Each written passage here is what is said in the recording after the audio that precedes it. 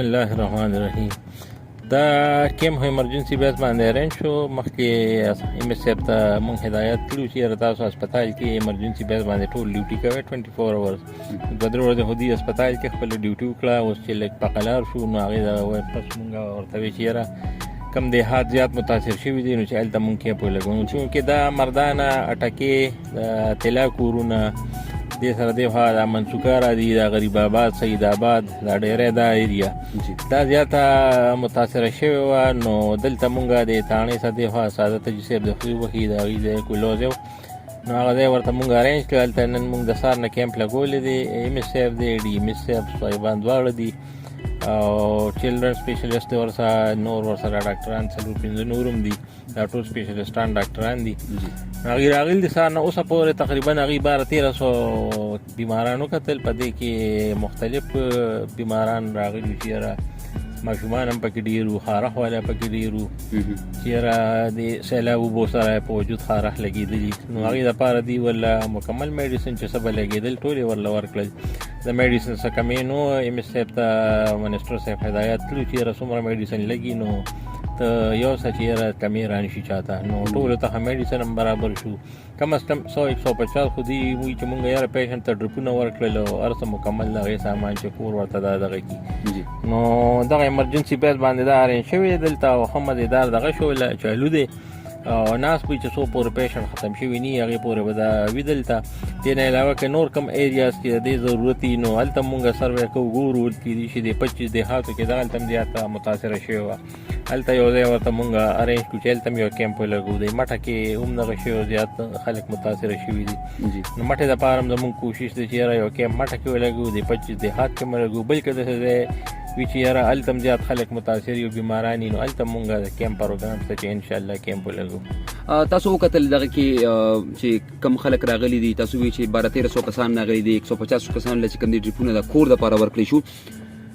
کوم ځینو کې چې تاسو کیمپ لګوئ د 25 دیهات تاسو خبره وکړله د مټې خبره تاسو وکړله داسې د نور ایریاز چې کوم دي داسې تاسو سره څه دغه شته چې هغلته کې هم تاسو اوکې دا کوم کیمپ چې دي هر ځای کې مونږ چې کوم ځای کې ضرورت راځي نو هلته به مونږ کوو. چونکې ښکاره مونږ ته لکه دا ایریا زیات دغه دي چې یاره دا 25 دیهات دا زیات متاثره کړي وو. دا کم ایریا کې چې نن کیمپ وشو دا زیاته متاثره وه.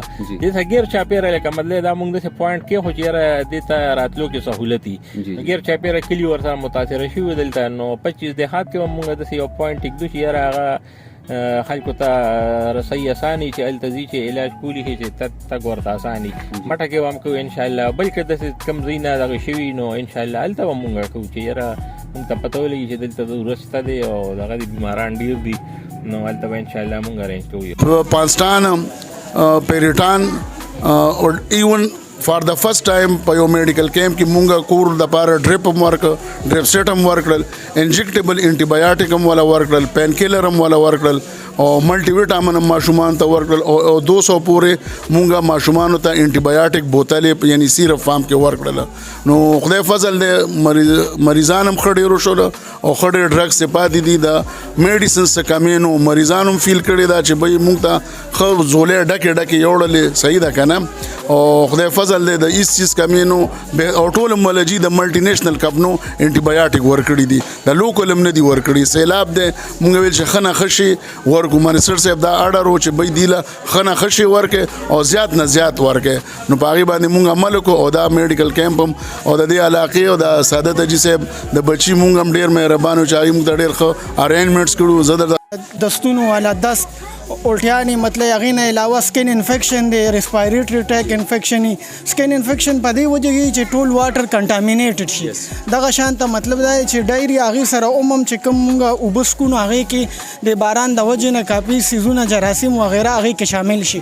نو په هغې سلسله کې مطلب چونکې دا علاقه ډېره زیاته افیکټډ وه او ایز پر د هیلث منسټر ډي جي او هغې نه علاوه چې کوم دی سی ایم او هغې نه علاوه دلته زمونږ چې کوم فوکل پرسن دی پر د هیلث او د دې چې کوم لوکل ایم پی ای دی منسټر دی عارف احمد زید هغوی په او ډبلیو ایچ او او د ډي ایچ او په ډایرکشن باندې مونږ دلته کې یو کیمپ ارینج کو.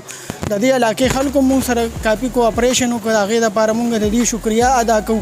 هیلث سره څومره ریلیټډ دغه چې دي زه د خپل هیلث منسټر تیمور جګړه صاحب هم شکریه ادا کوم او مطلب دا چې د عوامو هم شکریا دا کوم چې د برداشت هم کار واغست تکلیف هم برداشت کو الحمدلله هر قسم کوپریشن موږ سره وکړو ان شاء الله العزیز زمونږ نور چې څومره ریلیف را روان دی پټوارین صاحبانه او تحصیلدار ګرداور لګي تاسو ته پته د زوس دا غزنم رالم دا غزا ویزټ مې وکړو موږ فورن ریلیف ورکړو خیمو په شکل کې د فوډ په مختلف آیټم په شکل کې هغه ریلیف هم ورکړو او اوس چې کوم د څومره ډیمیج څومره نقصان چې شوی دی د کمرو د دیوالونو نو د هغې ډاټا لګې د جمع کیږي ان شاء الله العزیز یو تبا خپل د معاوضې مطابق چې څومره نقصان شوی هغوی ته به خیر خپله معاوضه ملاوي ثانک یو سو مطلب دا دی چې میکسیمم کوشش وکړو چې د دې خلکو ته ریلیف ورکړي او موږ وکتل تقریبا 1200 مریضان مو قتل او ما په خپل تاریخ کې داسې کیمپ چې تلیدل نو چې دا نه فل فلیج میډیسن ام اس اف ارینجمنٹ کړو چې د خلکو ته مونږه حواله کړل نو دا ټول د منسټر صاحب او د هیلث منسټر صاحب په وجه سره دا ټول پاسبل شو دې کې موږ سره هم د چلډرن سپیشلیست موجود دی ګورو چې د اوبو په وجه باندې ماشومانو ته د کمو زیاتو بیمارو خطرې وي او کم نه بچ کېدل غواړي ځکه چې اوبه ډېرې زیاتې شوي دي ډاکټر صاحب څه به وایي دغې نه کم ماشومان بچ کول غواړي د کم څه ترتیب دي بسم الله الرحمن الرحیم د میډیا ډیره شکریا چې تاسو راغلئ د موږ کورج مو کوم او موږ په ډېر دغه حالاتو کې دلته را کیمپ ارینج کړو ام ایس صاحب په تعاون باندې ډیچو صاحب په تعاون باندې منسټر صاحب په تعاون باندې او موږ دلته تقریبا د 500 نه زیات تر ماشومان ټریټ کړل اوس په دې وخت کې په دې کیمپ کې